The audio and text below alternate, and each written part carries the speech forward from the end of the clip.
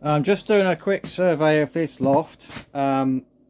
This is more than just insulation. When I do a survey, I don't just look at insulation. Yeah, you've got it, and that's about it. That's not what I do.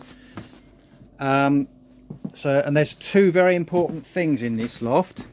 So the first one, this has been insulated at a later date. I've got an extra torch here.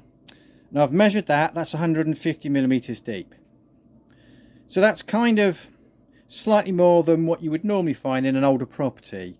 Normally you'd find about 100-ish millimeters, maybe 75. The ceiling joists here. So there's the ceiling joist, and there's the plasterboard ceiling. I'll move that away. That's the plasterboard ceiling. So normally it's when they're first built, or used to be, you'd get about that much, sort of maybe 50, 75, something like that. If you're lucky, 100, maybe 10 years. This was built in 70, so about the 80s, you might have got 100 mil put in. This has been insulated at a later date, so this is now 100 well, when it's evened out, it's about 150 I've measured it at. So the current good standard is 300 millimeters, so this could go up another 150, so it would be probably to the top here of that main beam going across. However, that's only part of the story. The other part of the story is, if you can see down, I'll shine the extra torch down to there, that's towards the eaves. It doesn't quite reach the eaves. The insulation has been shoved up against the felt. Now this means there's no ventilation whatsoever through this loft.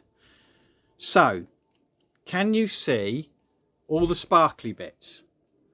The sparkly bits, it's everywhere, is condensation, and that's what ventilation is supposed to do. Hang on, I'll get it at a different angle. I'll put it away. Can you see it's everywhere. If I come over here, you can see where this condensation is dripping. Now this is on the decking. So if you had 300 millimeters of Rockwell insulation, the top of the insulation would be getting wet. And as you know, wet stuff doesn't insulate very well. So it would get wet.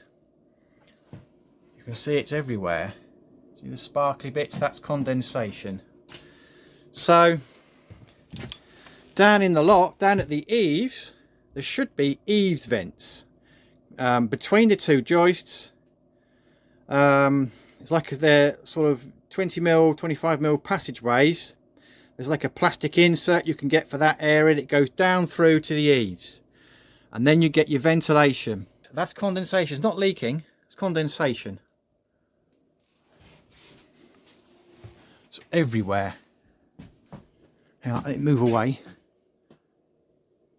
Yeah, it's worse on one side of the roof than the other. Oh, hang on, say that again. It's over here as well. You can see all the sparkly bits. So, and it's dripping down. You can probably make out strange sort of roughly circular blobs, patches. That's where the condensation is dripping on there. So condensation is one item that you've got to try and avoid if you increase your insulation, because obviously you make your loft much colder, because you want to keep the air, warm air, down there and not have it up here. But that means the moisture vapor comes up through the plasterboard, through your timber. Moisture vapor goes everywhere and condenses. So ventilation is important. As well as that, just as an added extra I pick up, is things like there's no lid on the tank. That's not a lid. And there's not much insulation. I would say I would class that as virtually uninsulated. So that's another thing I'd pick up on my survey.